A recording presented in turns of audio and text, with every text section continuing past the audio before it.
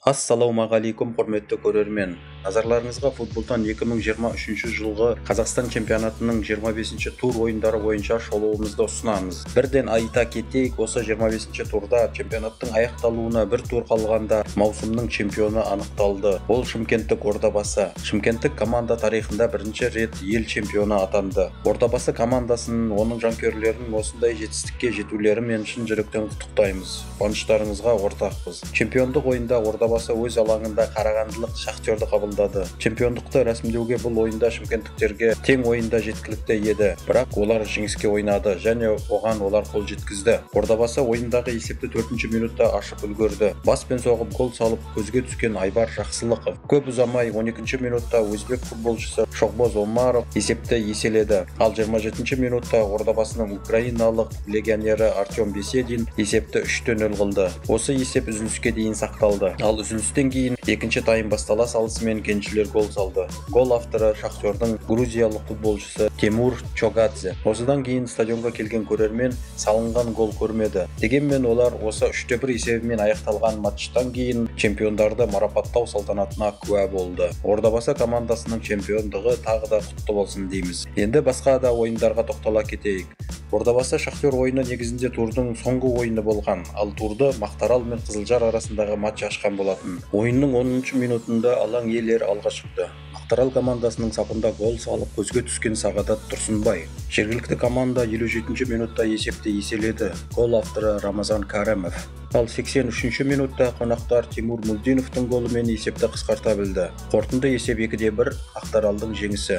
Олар премьер-лигада қалу мәселесін өздеріне оңтайлы шешуде. Ал жеңіліс тапқан Петропавлдықтар чемпионаттағы 4-ші орыннан көтерілін үзді. Өйткені олардың бәсекелесі Алматылық Қайрат Павлодарлық Ақсуды қабылдап, қарсыласын ірі есеппен ойсырата жеңген болатын.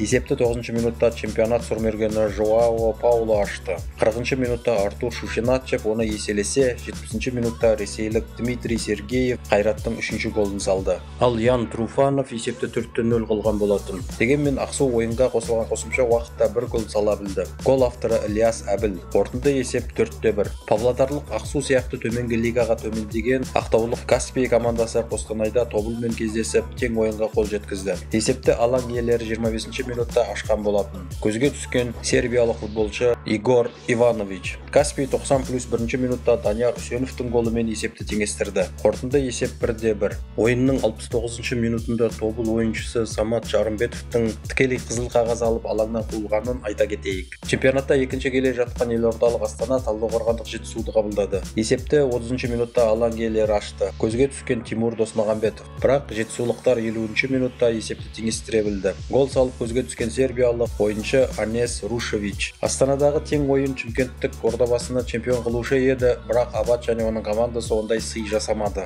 90+6-ші минутта Абат Айымбетов баспен гол салып, Астана жеңісті жұлып әкетеді. Қорытынды есеп 2-1 Астананың жеңісі. Екінші орынға дәмелі Ақтөбе командасы сырт алаңда Көкшетаулық Оқжетпеспен кездесті. Есепті бірінші таймның соңында көкшетаулықтар ашты. Пенальтиді сәтті орындап көзге түскен Жаслан Молдақараев. Дегенмен 56-ші минутта бразилиялық шабуылшы Шинаның голымен ақтөбеліктер есепті теңестірді. Қорытынды есеп тең 1-1. Қызылордада Қайсар Атырауды қабылдады. 54-ші минутта Қайсардың Буркина Фасолық қорғаушысы Бен Загре гол салды. Осы гол матчтағы жалғыз гол болды. Қорытынды есеп 1-0. Жергілікті команданың минималды жеңісі.